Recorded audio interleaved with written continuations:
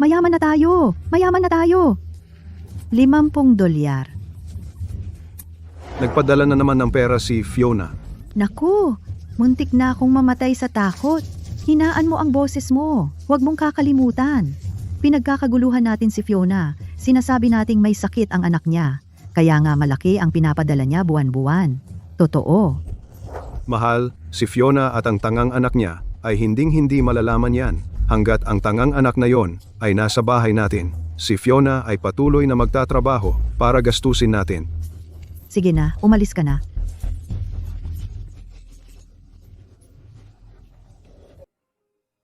Kailangan kong hanapin si nanay. Kailangan kong tanungin siya ng personal.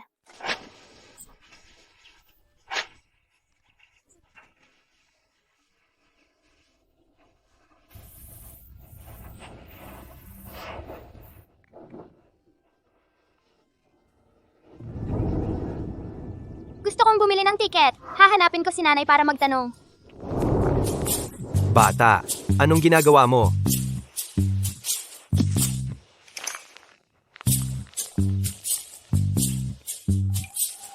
Siya Simon. Wala. Ano to? Saan mo nakuha ang lahat ng perang ito? Ninakaw mo ba ito? Hindi. Pinag-ipunan ko lahat yan. Bata, ibigay mo sa akin ang perang ito at hindi ko sasabihin sa tiyahin mo na itinatago mo ito. Ano sa tingin mo? Hindi pwede. Para ito sa pagbili ng tiket. Hahanapin ko si nanay. Sa kaliit-liit na perang ito, hindi ito sapat para sa isang tiket. Ganito na lang, ibigay mo lahat ng perang ito sa akin at ako ang maghahatid sa iyo kay nanay, okay? Tara na. Halika na.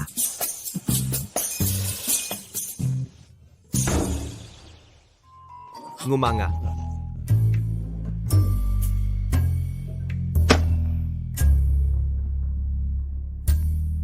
Bakit mo ako tinitingnan? Kailan mo ako dadalhin para makita si nanay? Ano ba ang nagmamadali?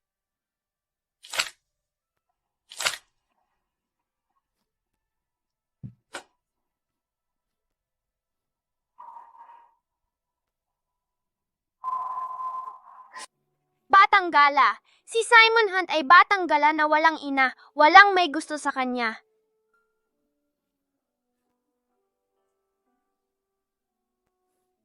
Nanay mo? Nanay ko! Ang taong hindi na bumalik para makita ka sa loob ng 3 taon. Bakit ka pa mag-aalala sa kanya? Ang mga bata talaga, nakakainis. Wala rin akong pera. Paano kita dadalhin para hanapin si nanay? Amo, gusto kong ipa-refund itong gum. Pero, nabuksan na ito. Walang silbi sa akin kung kukunin ko ulit ito. Bahala ka, wala akong pakialam. Ang pangit ng lasa nitong gum. Ang pangit talaga, napaiyak pa ang bata. Kung hindi mo ako re-refundan, guguluhin ko ang tindahan mo.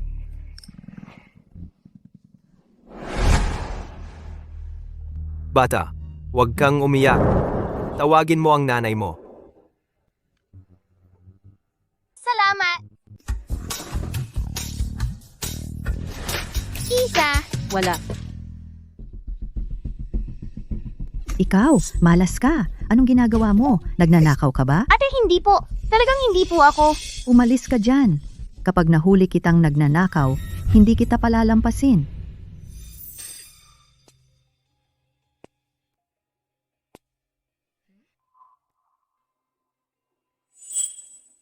Bakit kaya kinuha ng batang yon ang phone book? Teka, mas mabuting tingnan ko.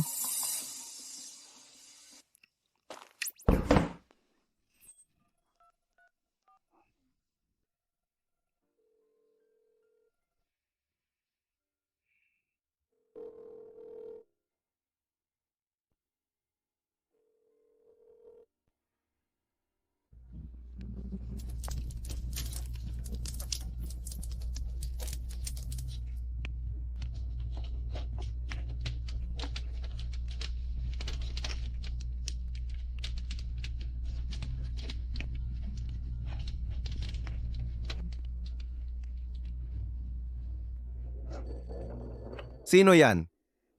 Hinahanap ko po si Fiona Porter. Fiona? Sige. Oh, teka, bata. Fiona, may tumatawag. Si.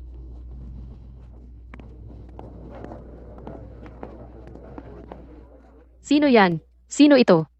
Kung hindi ka magsasalita, ibababa ko na. Mommy? And? Mommy, bakit hindi ka na bumalik para bisitahin ako? Ayaw mo na ba sa akin? Mabait ka, Andy. Huwag kang umiyak, Andy. Paano ko naman hindi gugustuhin ang anak ko? Ikaw ang pinakamamahal kong anak.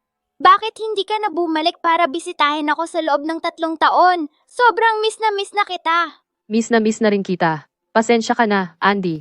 Nagtatrabaho ako ng mabuti para kumita. Halos naiipon ko na ang kailangan. Kapag kumpleto na, dadalhin kita sa ospital para maoperahan. Anong operasyon? Ikaw, malas. Sinasamantala ang pagkawala ko. Sino ang tinatawagan mo? Saan mo nakuha ang pera? Magsalita ka. Ninakaw mo ang pera ko, di ba? Magsasalita ka ba?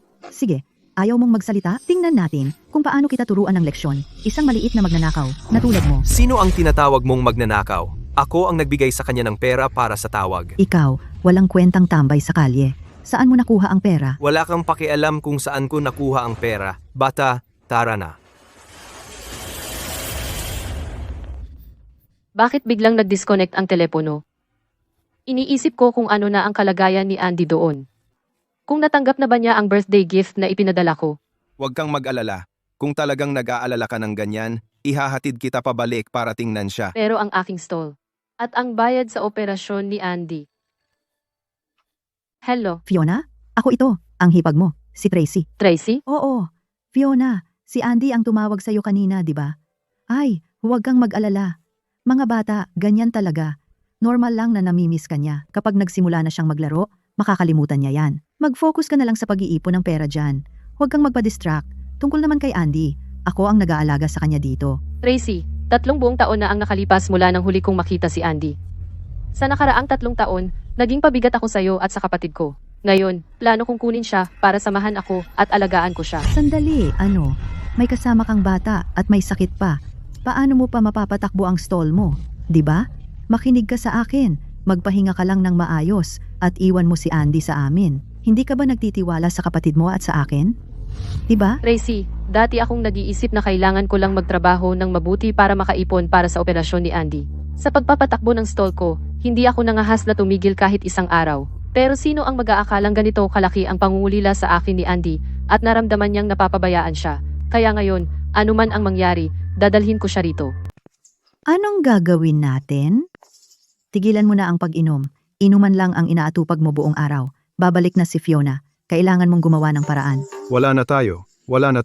Kung sakaling bumalik siya at malaman niyang nagsisinungaling tayo sa kanya, paano kung magwala siya? Walang kwentang duwag. Ano ba talagang kaya mong gawin? Sakto talaga ang timing. May nagbigay lang sa akin ng pagkakataon. Isang magandang pagkakataon ang nagpakita. Yang sira-sirang van mo, umaandar pa ba yan? Anong balak mo? Wala lang. Si Andy lang naman. Nakakulong lang siya sa bahay buong araw at masama ang mood niya. Ihatid mo siya sa Grand Meadow Ridge para magpalamig ng ulo. Ay, sumisikat na ba ang araw sa kanluran? Kailan ka pa naging mabait? Alam mo sigurong babalik na ang nanay ng bata, kaya pinapalayo mo ang bata para hindi kanya maibunyag. Tingnan mo ang sinasabi mo. Kahit na bumalik man ang nanay niya, hindi ko sila paghihiwalayin. Nanay niya? Nagsasaya na siya ngayon sa syudad. Wala siyang pakialam kung buhay siya o patay. Sige na.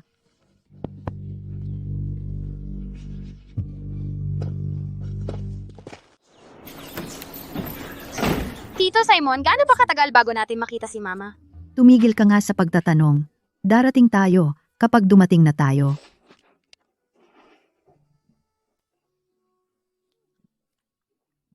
Anong tinitingnan mo?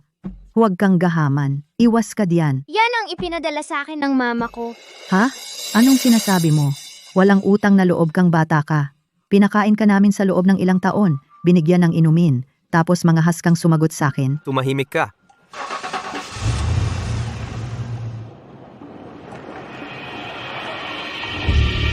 Nanay ng bata, bakit nandito siya?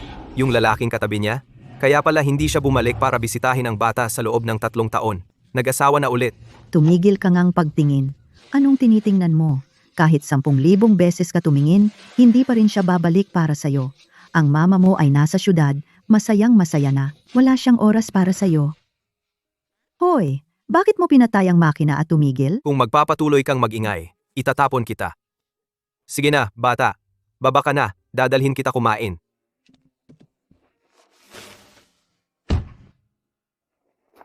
Ang tagal nang hindi ka binibisita ng mama mo? Baka ayaw ka na niyang makita. Sabi ni Mama, miss na miss niya ako. Baka nagsisinungaling lang siya sa'yo. Ang mga babae, mahilig talagang magsinungaling. May bagong lalaki na ang mama mo ngayon. Bakit pa niya iisipin ang nararamdaman mo? Hindi magsisinungaling sa akin ang mama ko. Kailangan na nating bumalik sa baryo. Kung hindi, baka sa daan, makasalubong natin ang nanay niya at ang bagong lalaki niya. Maiiyak ng todo ang bata.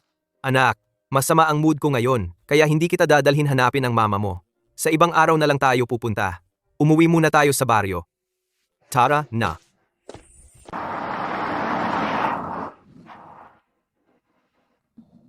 Malapit na ba tayo?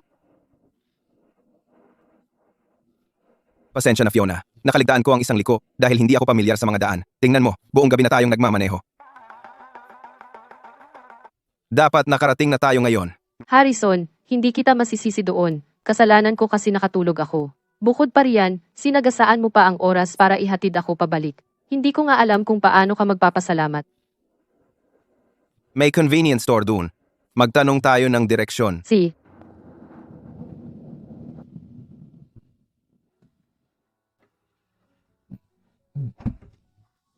Matutulog muna ako sandali. Babalik na tayo sa baryo sa lalong madaling panahon. Babalik sa baryo? Ay, bakit babalik pa sa baryo? Hindi ba't pupunta tayo sa Grand Meadow Ridge? Babayaran kita ng $10 mamaya. Kung mag-iingay ka pa, itatapon kita.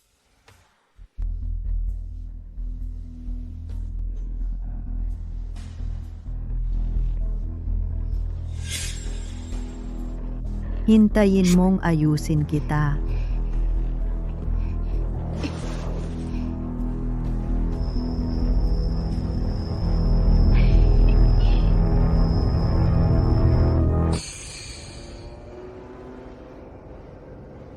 Nagising ako at may nakita akong gulong na may butas. Magsalita ka. Ikaw ba ang gumawa nito? Mayroon ka bang ebidensya? Huwag mo akong paratangan ng ganyan. Hoy bata, may nakita ka ba? Kung may makita akong ebidensya, papatayin kita. Wala akong dala na wrench. Wala kang wrench.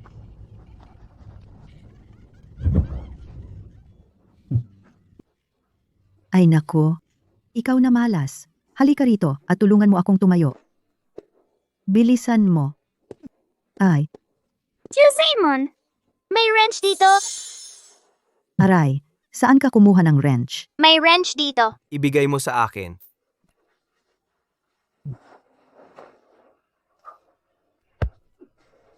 Tio Simon, mas mabuti na ba ang pakiramdam mo ngayon? Maaari mo na ba akong dalhin para hanapin ang nanay ko ngayon?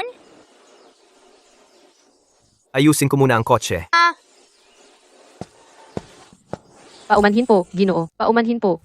Paano papunta sa Bailey's Hollow? Bailey's Hollow. Alam ko ang lugar na iyon. Diretso lang sa kalsadang ito. Pagkatapos, kumanan ka sa dulo. Hoy, mga kasama. Nandito na ako. Fiona, ngayon ka lang dumating. Wala na sila. Dinala ni Tracy ang bata sa ospital. Sa ospital? Alin? Lumala ba si Andy? Hindi ko alam ang mga detalye. Nasa Riverfield Town. Hospital siya. Sabihin mo sa akin, ang pera sa kotse ko, ikaw ba ang kumuha? Ako? Ay, Sus Mariosep. Diyos ko, wala na bang hustisya? Ikaw, inaakusahan mo ako ng pagnanakaw at sinira mo ang bag ko ng ganito? Tigilan mo ang drama mo. Nasa iyo ang pera. Ibigay mo na ngayon. Ano? Ikaw, hahanapin mo ba ako? Sige, subukan mo. Sisigaw ako ng manyakis ngayon din. Ipapaalam ko sa lahat ng tao kung sino ka. Tingnan mo ang itsura mo. Isang ulila ka. Gago ka. Hindi gago si Tito Simon. Binilan ako ni Tito Simon ng walnut cakes. Mabait siyang tao. Mabuting bata. Oy, Ibigay mo sa akin ang pera ngayon o papatayin kita. Sinasabi ko, ginagawa ko.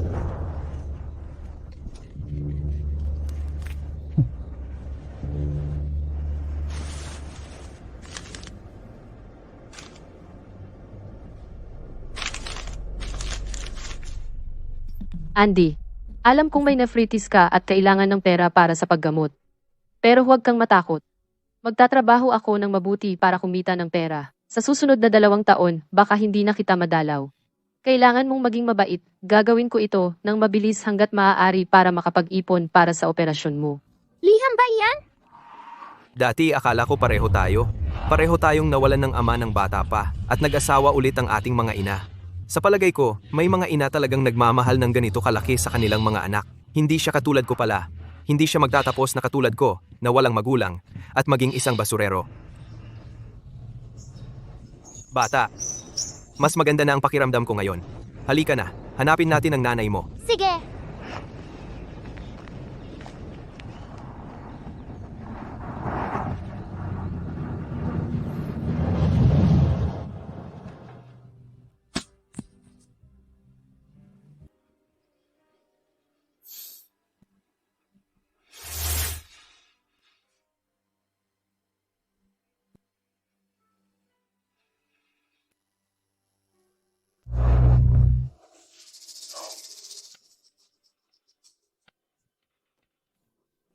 Nasa gitna tayo ng kawalan.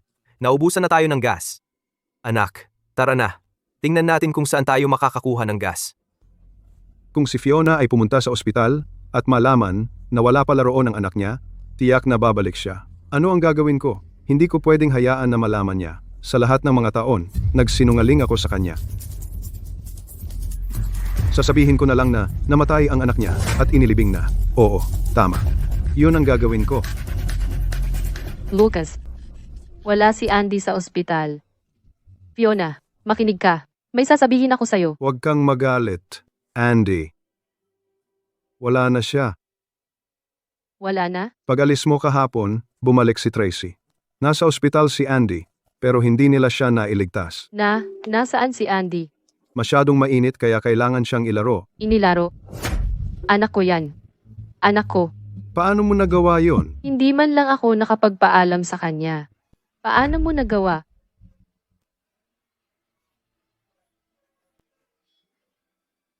Ang libingan. Nasaan ang libingan? Ang libingan. Dalhin mo ako sa kanya.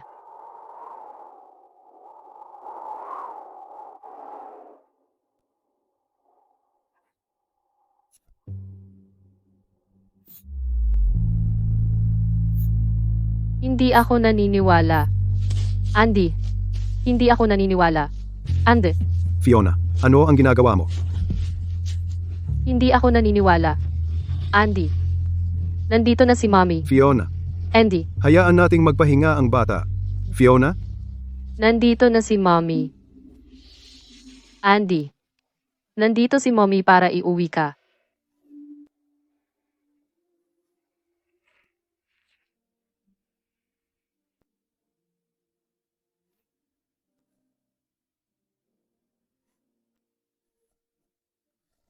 Andy, madilim ba diyan? Huwag kang matakot, nandito si Mommy. Hawak ka ni Mommy. Huwag kang matakot.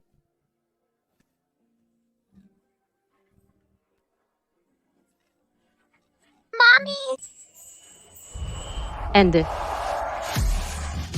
Mommy! Andy, Nasira na naman itong kalat na to. Anak, kapag naayos ko na itong kalat na to, dadalhin kita para hanapin ang nanay mo. Tito Simon, hindi naman ako nagmamadali. Nandito ka na naman? Papatayin kita. Hinahanap ko siya. Sabihin mo na. Bumalik na ang nanay mo. Nanay! Umalis na ang nanay mo. Umalis na siya?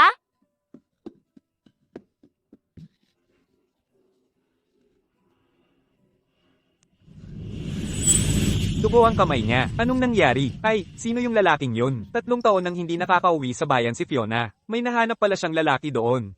Kawawa naman si Andy. Wala na ang tatay niya. Ayaw pa siya ng nanay niya. Ang malas-malas mo talaga. Hindi mo naman talaga iniisip na darating ang nanay mo para sunduin ka, di ba? Ang nanay mo, nakakita ng ibang lalaki doon. Ngayon, isa ka na lang tangang ulila. Ang pamilya namin, ang tumaguyod sa'yo sa lahat ng mga taon. Dapat magpasalamat ka. Maghanap ka na ng sarili mong titirhan mula ngayon. Magdadagdag ka pa ng isang salita at papatayin kita. Anak, Hindi ka basta-basta pababayaan ng nanay mo. Hahanapin natin siya at aayusin ito. Kung napakabait mo sa malas na to, ikaw na ang mag-alaga sa kanya. Natatakot lang ako na katulad mo, natamad-tamad lang sa buong araw. Wala ka pang ekstrang pera para pakainin siya. Baka kayo pa ang magutom at mamatay.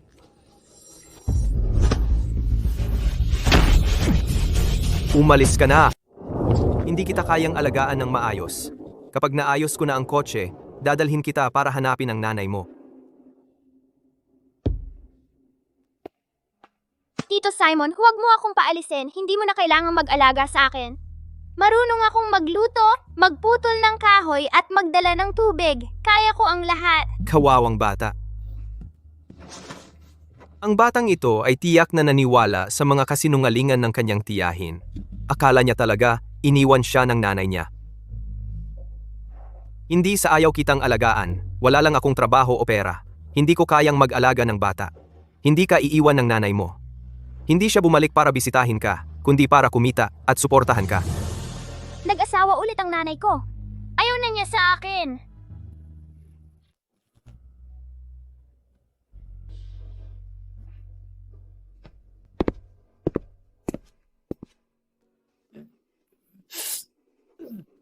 Tito Simon, ano yon? Wala lang, migraine lang. Paulit-ulit tong problema. Kukuha ako ng doktor. Anak, huwag kang maingay. Wala namang mga painkiller dito sa barangay. Painkiller? Sabi sa akin ni nanay, may isang uri ng halamang nakakapagpagaan ng sakit. Kukuha ako ngayon din para sa'yo. Anak,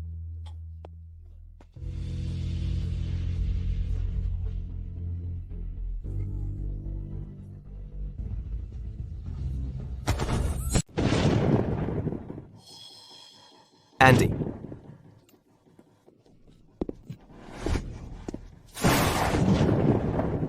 Magbabago na ang panahon. Imposible. Kailangan ko siyang hanapin. Andy. Tito Simon! Nandito ako. Andy, dyan ka lang. Hintayin mo ako.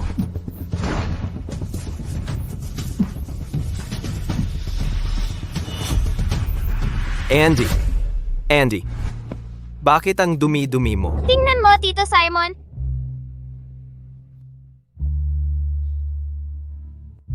Umalis na tayo.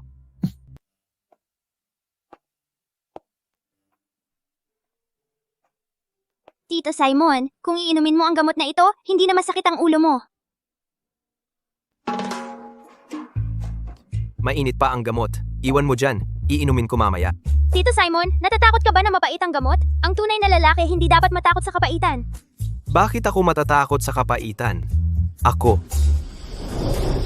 ay isang matipunong lalaki. Puwisit, kahit na ito ay lason, iinumin ko pa rin.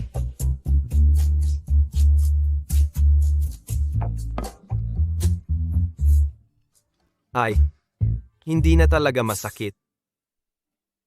Salamat, Andy. Pero, ang pamumuhay kasama ko, baka magutom ka? Naisip mo na ba itong mabuti? Oo! Tito Simon, hindi ako natatakot magutom. Dahil napagpasyahan kong alagaan ka. Kung gayon, hindi kita pababayaan na magutom. Bukas, napagpasyahan ko na pumunta sa bayan at maghanap ng trabaho. Fiona, nag-invest ako sa inyong lalawigan sa isang bagong pagawaan ng tela. Kapag gumaling ka na, pwedeng pumunta tayo doon para magpalipas ng oras at madali na para sa'yo na bumalik-balik doon.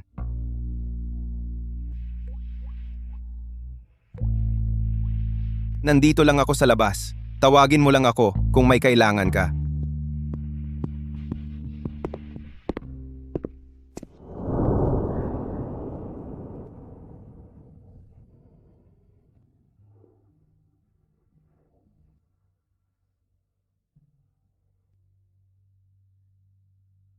Nakabitin ang madilim na langit.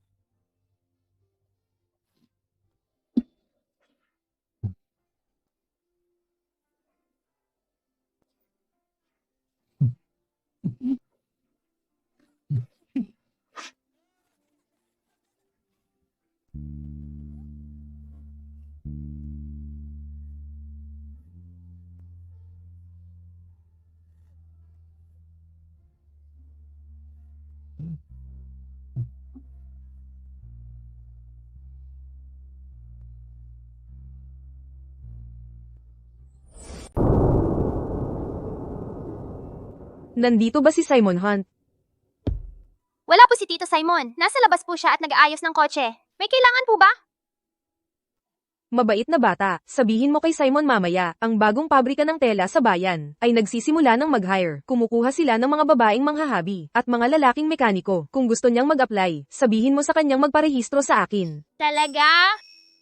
Ang galing naman! Magkakatrabaho na agad si Tito Simon. Ipaparehistro ko na siya ngayon din. Nanay, hindi pwedeng siya lang ang hinahaplos mo sa ulo. Gusto ko rin. Pinakagusto ko si Rosie.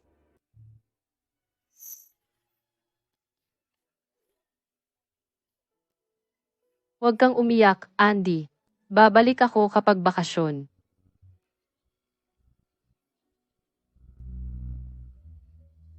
Ako. Ang pinakagusto si Andy. Magiging mabuting bata ako.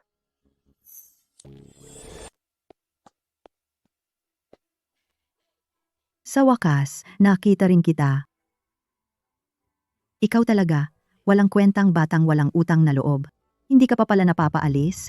Akala ko namatay na kayo ni Simon sa gutom. Magkakatrabaho na si Tito Simon. Anong klaseng trabaho ang makukuha ng walang kwentang basurang yon? Kakasabi ko lang, kay Bruce, na maraming bakante sa bagong textile mill sa county. Kailangan nila ng mga babaeng manghahabi at lalaking mekaniko. Sabi ni Bruce, hindi niya kaya, hindi siya nagparehistro. Yang tamad na matandang yon. Babalatan ko siyang buhay. Ay, hinahanap nga kita para dito. Sinabi niyang ayaw niya, pero di yon ang masusunod. Ako na ang magpaparehistro para sa kanya. Ito ay isang pambihirang magandang pagkakataon. Mga taga-probinsya ang makakapagtrabaho sa syudad kung makakakuha si Bruce ng trabahong may kasanayan. Hindi na natin kailangang mag-alala sa pera ni Fiona.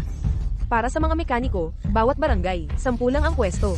Ang barangay natin ay mayroon ng 9 na nakapagparehistro. Ang huling pwesto, si Andy, ang humingi kay Simon. Hindi pwede. Ang huling pwestong yon ay para kay Bruce. Walang makakaagaw nito sa akin. Ang pwestong ito ay para kay Tito Simon. Trader kang walang utang na loob. Papatayin kita. Anong ginagawa mo? Okay lang na magalit ka sa bata, pero bakit mo siya sinaktan? Kaya pala ayaw sa'yo ng nanay mo. Sarili mong pamilya, kinakalaban mo. Matapos ang hirap na pinagdaanan ko sa pagpapalaki sa'yo. Madalas hindi mo ako pinapakain, pinagugutom mo ako, at saka pinalayas mo na ako. Si Tito Simon ang nag-ampon sa akin. Tumahimik ka, walang utang na loob. Bigyan mo ako ng ballpen. Kanina pa sinabi ni Bruce na ayaw na niya sa pwestong ito. Ngayon, ang pwestong ito ay ibinigay na kay Simon. Dapat sumunod sa patakaran ng unang silbi. Naiintindihan ko ang unang silbi. Pero si Simon, hindi ba't hindi siya nakapagparehistro? Paano naging una iyon? Kung una ang turing dyan, edi si Bruce ay mas maaga pa rito. Magpaparehistro na sana ako nang dumating ka. Kung hindi ka nagparehistro, hindi ka nagparehistro. Ang makakakuha ay ang unang makakapagparehistro. Hayop ka! Ang lakas ng loob mong sirain ang plano ko? Mag-ingat ka sa likod mo. Tracy, anong ginagawa mo? Hindi ba't binubuli mo lang ang bata? Ako? Binubuli ang bata? Mga kababayan, tulungan ninyo akong magpasya dito. Anong nangyari? Mga kababayan, pakinggan ninyo ako. Yung textile mill sa syudad, naghahanap ng mga mekaniko. Graduate ng high school si Bruce. Pero si Simon, hindi man lang siya nakapagtapos ng middle school bago bumagsak. Bakit pinipigilan si Bruce na mag-apply at binigay ang pwesto kay Simon?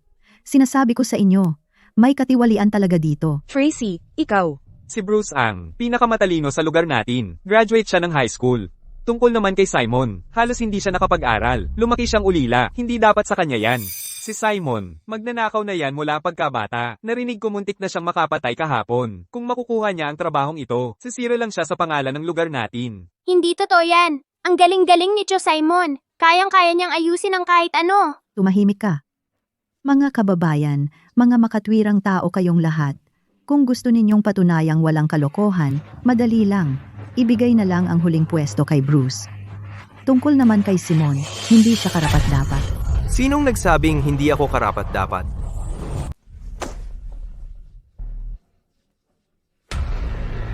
Papunta na ako dyan. Narinig ko na nagha-hire ang pabrika ng tela. Gusto mo ng patunay na hindi ito dayaan, di ba? Ibigay mo sa akin ang ballpen. Ano ang gustong gawin ni Simon? Hindi ko inasahan si Simon, na may tunay na kasanayan pala siya. Maganda ang drawing na ito. Humanga ako. Ito ay isang gear assembly. Sa ganoong ikling panahon, natapos niya talagang iguhit ang gear assembly. Hindi ka panipaniwala. Aalis ka ba ng kusa o kailangan kitang palabasin? May trabaho na ngayon si Tito Simon. Magkakaroon na tayo ng makakain.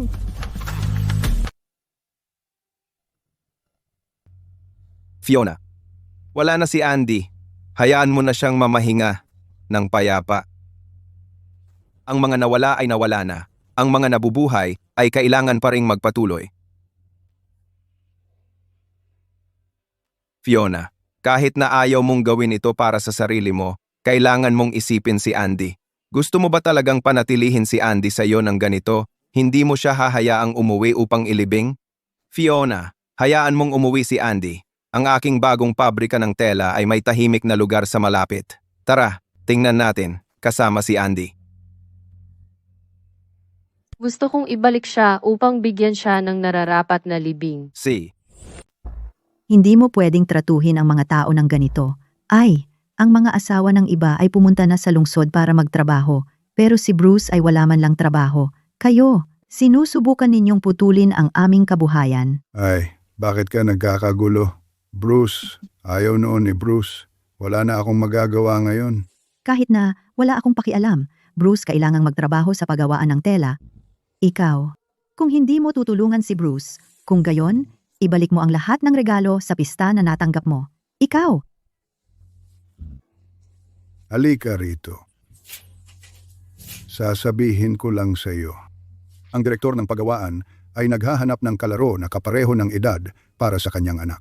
Irerekomenda ko si Lucas.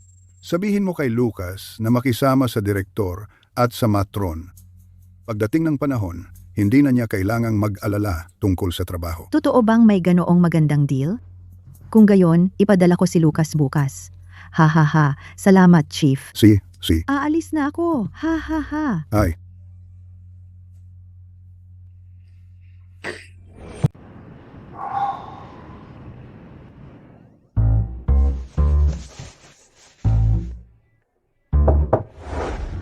Kumusta, Mr. Lowell?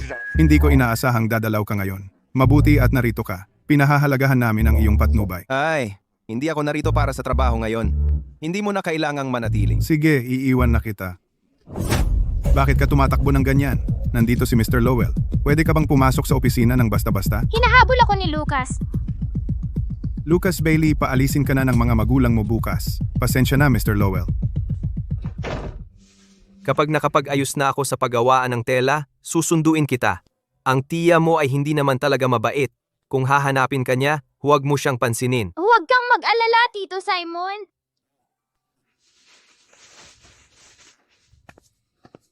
Nasa bahay ka ng direktor, namumuhay ng masaya at maginhawa, pero kailangan mo pang guluhin iyon kung sino pa man si Mr. Lowell.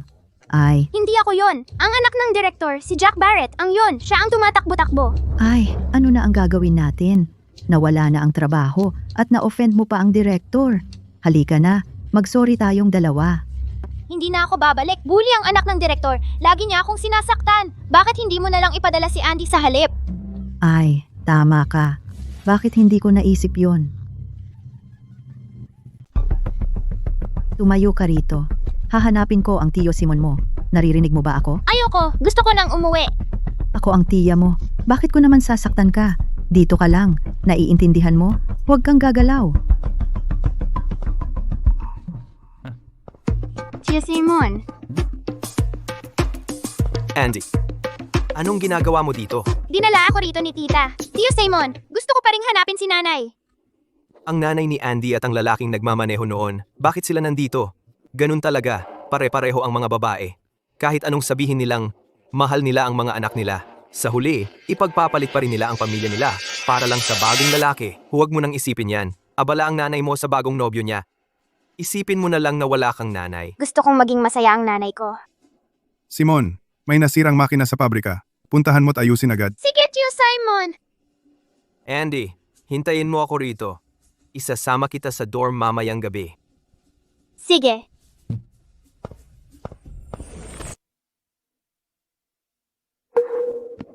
Sumpa ka sa pag-ibig. Dito ka pala nagtatago. Pinahanap mo ako sa lahat ng lugar. Kakadating lang ni Tio Simon. Nagsisinungaling ka. Wala ka rito. Para dalhin ako kay Tio Simon. Tiya mo ako. Sasaktan ko ba talaga ko? Makinig ka. May nakita akong trabaho para sa'yo. Mula ngayon, kasama mo na ang anak ng direktor ng pabrika. Magkasama na kayong kakain at titira. Malaking oportunidad ito. Isang sumpa sa pag-ibig na tulad mo ay talagang swerte. Tara na. Anak ka ng tokwa. Saan mo itinago ang Transformers ko? Wala naman dito ang Transformers mo. Nakita kong itinago ni Tia. Ikaw ang nagtago ng Transformers ko. Ay, hindi ako yon. Walang utang na loob. Ngayon natuto ka pang mag-akusa. Bilisan mo, ibigay mo na. Sinasabi ko sa'yo, anak ng tagapamahala si Jack. Siya ang may-ari ng buong pabrika. Kung hindi ka makikipagtulungan, papaalisin ng ama niya si Simon. Salamat sa pagtanggap. Oh, paumanhin. Oh, pakiusap. Sagutin mo ang tawag. Ginoong Lowell, may emergency. Kailangan ka naming bumalik dito agad. Sige, naiintindihan. Fiona, babalik ako sandali. Sige, ingat. Ang bait sa'yo ni Ginoong Lowell. Malamang ikakasal na kayo. Hindi, ayaw ko. Boses ni Andy yan. Ayaw ko. Ikaw ang tinatamaan ko. Nanggugulo na naman yang batang yan. Hindi ko pwedeng hayaan na magkaroon ng masamang impresyon ang dadalhin ng chairman sa hinaharap. Mas, kailangan kong humanap ng paraan para maayos ito. Naglalaro lang yan ang anak ko sa kaibigan niya. Hindi ako sigurado kung anong bagong laro ang ginagawa nila. Ganun talaga ang mga bata. Lagi na lang silang nagiging madumi. Kaibigan yan ng anak ng manager. Nababaliw na yata ako sa paghahanap kay Andy. Kapag may nakikita akong batang ganyang edad, naiisip ko si Andy. Pasensya na po, madam. Paumanhin po. Ipapahanap ko ng damit na papalitan nyo. May tao ba dyan? Samahan ninyo si madam para magpalit ng malinis na damit. Ikaw ang Andy ko. Hindi patay ang Andy ko. Hindi patay ang Andy ko. Buhay at malusog ang Andy ko. Nanay! Nanay! Tracy, ano ba ang nangyayari? Sinabi sa akin ng kapatid ko na namatay na raw si Andy dahil sa sakit. Kailangan mong magbigay ng paliwanag sa akin. Hindi ako ang may kasalanan. Nagkamali ang ospital. Nanay, hindi ako patay. Hindi patay ang Andy ko. Buhay at malusog ang Andy ko. Nagkamali ang ospital. Sisiguraduhin kong gagaling ka para manatili kang malusog. Nanay, hindi naman ako nagkasakit at hindi pa ako nakapunta sa ospital. Hindi ka nagkasakit at hindi ka pa nakapunta sa ospital, Tracy. Nagkasabwat kayong dalawa ni Bruce para lokohin ako. Ilang taon na, niloloko mo lang ako. 3 taon. 3 buong taon. Maghapon akong nagtatrabaho, nagpapakamatay sa trabaho para lang mapadalhan kayo ng pera. Natatakot ako na hindi ako makakaipon para sa operasyon ni Andy at malampasan ang tamang panahon ng paggamot. Pinipigilan mo akong makita si Andy. Pinaghiwalay mo ang ina at ang anak. Kaya pala, natatakot ka lang na mahalata. Hinampas mo ako? Manugang kita. Ang kapal ng mukha mong hampasin ako? Para lang makapagnakaw ng pera ko, sinabi mong nagkasakit at namatay si Andy. Alam mo ba kung gaano kahirap ang nakalipas na 2 linggo para sa akin? Pamilya kita. Tao ka ba? Oo, niloko ka nga namin. Pero karapat dapat kami sa perang iyon. Kung hindi dahil sa amin, sino ang mag-aalaga sa anak mo? Hindi ba kailangan ng bata ng pagkain at damit? Naghirap kami sa pag-aalaga sa kanya. Sa halip na magpasalamat ka, nandito ka at nagsisigaw sa akin. Nasaan ang konsensya mo? Nagpapadala ako sa iyo ng hindi bababa sa 30 bawat buwan. Sapat na para sa buong pamilya mo para kumain ng maayos at bumili ng damit. Pero tingnan mo si Andy. Puro butot balat na lang siya. At tingnan mo ang suot niya. Tingnan mo, mas masahol pa siya kaysa sa isang pulubi. Ano? Inaasahan mo bang bantayan ko ang bata ng libre? Ang perang iyon ay kabayaran namin. Kaya gumastos ako ng kaunti. Ano naman? Hindi naman siya pinabayaan kong mamatay sa gutom. Masamang tao ka. Madalas mo akong hindi pa kainin at inaapi mo ang nanay ko. Pinagutom mo pa si Andy. Tiya mo siya. Kung ayaw mong alagaan siya, pwede ko namang siyang kunin. Tao ka ba talaga? Sinadya kong pag-utumin siya. Sinadya kong paghiwalayin kayong dalawa. Anong magagawa mo? Fiona Porter, ang tanga-tanga mo. Madali lang akong gumawa ng ilang dahilan, madaling magsabi ng ilang salita, at agad-agad kang nagmamadaling magbigay ng pera sa akin. Sino pa ba ang scam ko? Oh, siyang pala. May sasabihin pa ako sa'yo. Habang nasa lungsod ka, nagtitinda ng crepes, ang anak mo ay gutom at ginaw ng buong maghapon. Kailangan pa niyang maghakot ng tubig sa gitna ng taglamig. Minsan, nahulog pa siya sa isang balon at muntik nang malunod. Tracy, talagang magbabayad ka. Sa mga ginawa mo, Magbabayad? Isa ka lang namang janitor. Makinig ka, ako ngayon ay ang yaya ng tagapamahala ng pabrika. Malapit na malapit sa akin ang tagapamahala at ang ginang.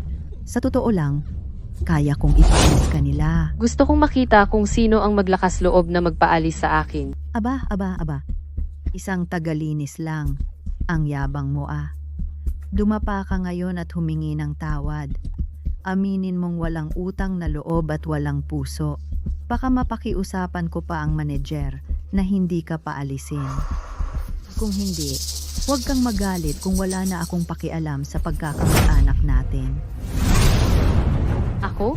Dapa at humingi ng tawad sa isang taong walang puso tulad mo? Makinig ka, ako, si Fiona Porter. Kaya kong buhayin ang sarili ko kahit saan, hindi tulad ng pamilya mong mga palamunin. Lalapastanganin mo ako? Bubuhayin ang sarili? Bubuhayin mo ang sarili mo? Maghahanap ka lang ng kabit. Talaga bang magbubukas ka ng tindahan dyan? O may iba ka pang negosyo? Mga kabit yata ang mga suki mo? Tuturuan kita ng leksyon ngayon. Pok. Bitawan mo ang nanay ko! Hoy, patuturuan din kita ng leksyon. Tigilan ninyo. Ay, Sino ang nagbigay sa'yo ng lakas ng loob? Anong lakas ng loob mong sakta ng anak ko? ay. Tara, makinig kayo. Itong salbahe, babae ang target niya. Ay, tingnan nyo to. Tulungan nyo ako. Sabihin nyo kung tama. To. Sandali, ganito kasi yon. Kilala ko si Simon, mula pa noong bata pa siya. Magnanakaw na yan mula pa noong bata pa, daw noong mga nakaraang taon. Muntik na siyang makapatay. Ngayon, babae na ang sinasaktan niya. Para sa akin, ang lalaking nananakit ng babae ay hindi tunay na lalaki. Pwede ba tulungan niyo akong ilabas ang bata?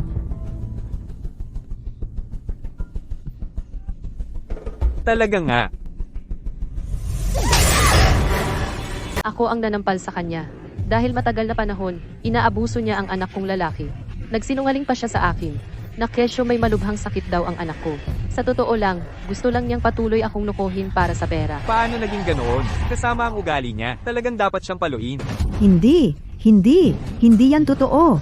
Siya ang walang utang na loob. Ako ang nag-alaga ng anak niya ay sa loob ng 3 buong taon. Humingi lang ako ng kaunting pera para sa gastos. Bigla na lang akong minura. Hinampas pa niya ako. Kaunting gastos lang. $30 isang buwan para sa pang-araw-araw. $30 isang buwan? Sapat na yan para sa aming buong pamilya sa pista. Ang babaeng, sinungaling na to, karapat-dapat yan. Hindi talaga. Anong $30? Huwag kayong makinig sa kalokohan niya. Ang tagal-tagal niyong kinakampihan. Malamang may gusto kayo sa babaeng ito. Sinong may lakas ng loob na mangapi ng anak ko rito? Ginang, nandito ka na rin. Hayaan mong sabihin ko sa iyo. Siya iyon. Siya ang nagbintang sa akin na nagnakaw ng pera. Pinagbuhatan pa niya ng kamay ang anak mo. Ito ay lubos na kawalang galang sa iyo. Siya iyon. Ang putang inang ito ay nangaapi sa anak ko. Malinaw na ang anak mo ang unang nanakit kay Andy. Isa ka lang tagalinis. Anong karapatan mo na kausapin ako ng ganyan? Bukas, ikaw man o ang anak mo ay hindi na kailangang bumalik. Bilang ginang, hindi mo kayang magsabi ng tama sa mali. Isang panig lang ang pinakikinggan mo. Hindi ka karapat-dapat na maging isang manager ng pabrika. Maduming tagalinis ka. Ang lakas ng loob mong itulak ako. Ako ang ginang dito. Lahat ng bagay dito ay pag-aari ng asawa ko. Ipapaputol ko ng kamay mo ang asawa ko. Ano pang ginagawa mo diyan? Hanapin mo ang asawa ko. Maghintay ka sa pagdating ng tagapamahala ng planta. Tingnan natin kung paano kanya aasikasuhin. Sige. Hintayin na lang natin ang tagapamahala ng planta. Tingnan natin kung may lakas ng loob siyang gawin sa akin. Ang yabang mo naman. Hindi na kailangan ng tagapamahala ng planta. na asikasuhin ka. Ako na ang bahala sa iyo ngayon. Hoy, Kayong lahat, magbabayad kayo sa ginawa ninyo. Madam, kailangan ninyo akong ipagtanggol. Puta ka, anong lakas ng loob mong magkagulo dito? Pagdating ng asawa ko, hindi lang tanggal sa trabaho ang aabutin mo, mas malala pa. Ganito na lang, papayagan kitang umalis. Bibigyan kita ng pagkakataon. Pero bago ka umalis, huwag kang magdadala ng kahit anong bagay mula sa pabrika. Mga guwardiya, hawakan siya.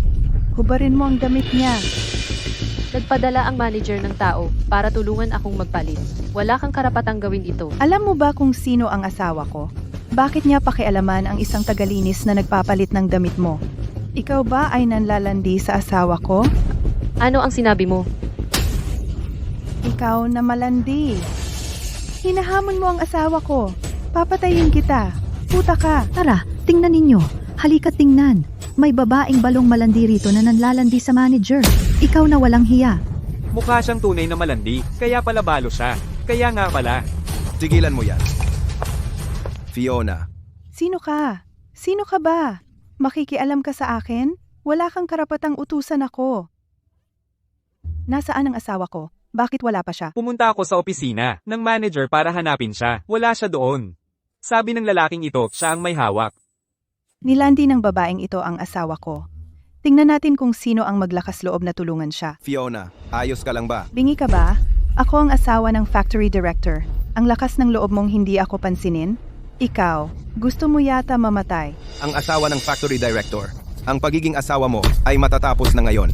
Pumunta ka sa workshop at kunin mo si Eric Barrett para sa akin. Sabihin mo hinahanap siya ni Harrison. Akala mo ba napakalaki mo na? Sino ka ba para utusan ng asawa ko ng ganyan-ganyan lang? Pagdating dito ng asawa ko, tapos ka na. Hindi ako ang tapos. Si Eric ang tapos. Ikaw, sino ka ba para sumpain ang asawa ko? Ako ang chairman ng textile factory na ito. Ano? Siya ang chairman? Nabanggit nga ng asawa ko na bumalik ang chairman kamakailan, pero hindi siya nagpapamit. Hindi ko pa siya nakikita. Hindi naman siguro siya yon, ano? Ikaw ang chairman? Wala ka kundi ang lihim na kasintahan ni Fiona. Nangahas ka pang magpanggap bilang ang chairman? Kilala mo ba siya?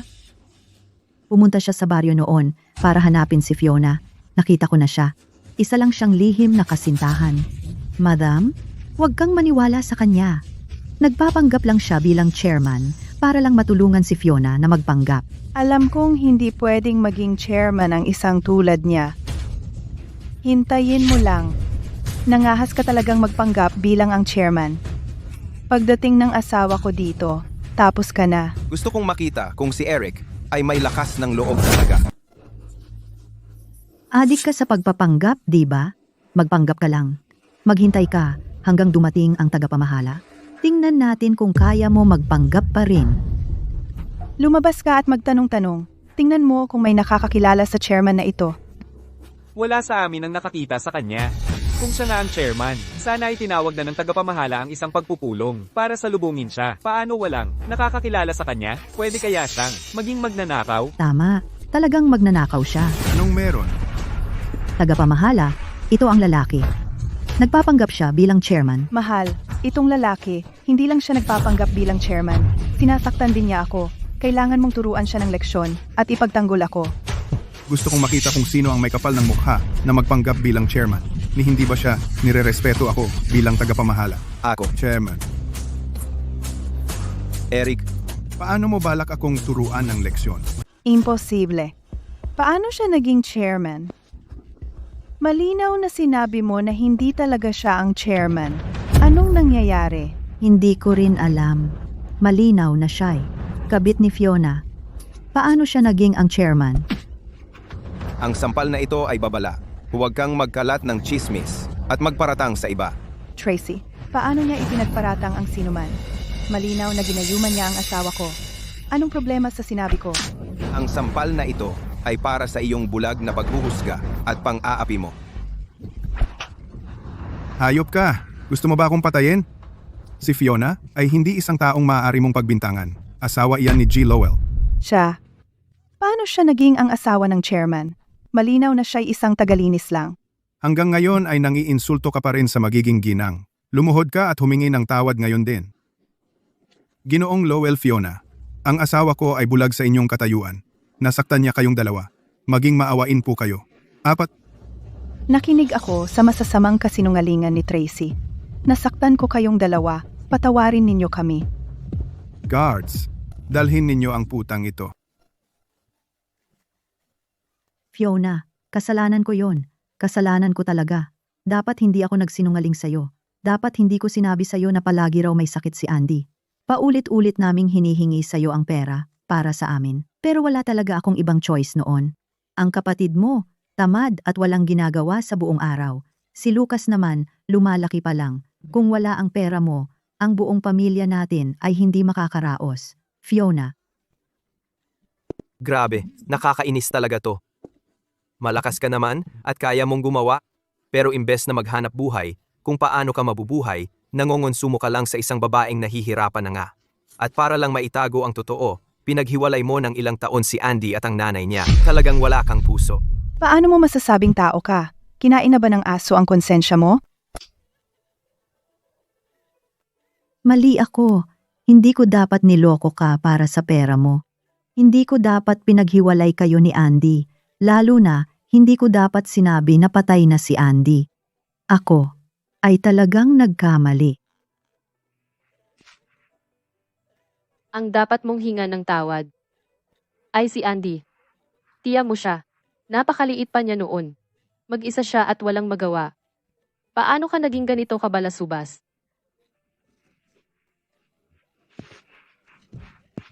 Andy, pasensya na.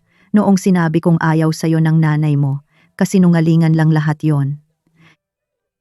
Nasa malayo ang nanay mo para magtrabaho at kumita. Mali ako. Hindi ko dapat ginanito kita. Dalhin mo siya. Kayong dalawa, umalis na kayo. Salamat. And mahal ko naman kayo. Hindi ako iiwan sa iyo.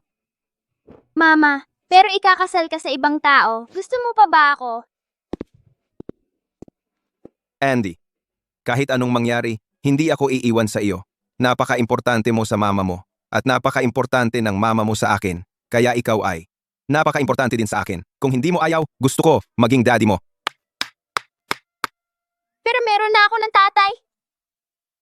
Siya ang bagong daddy ko. Hindi ako.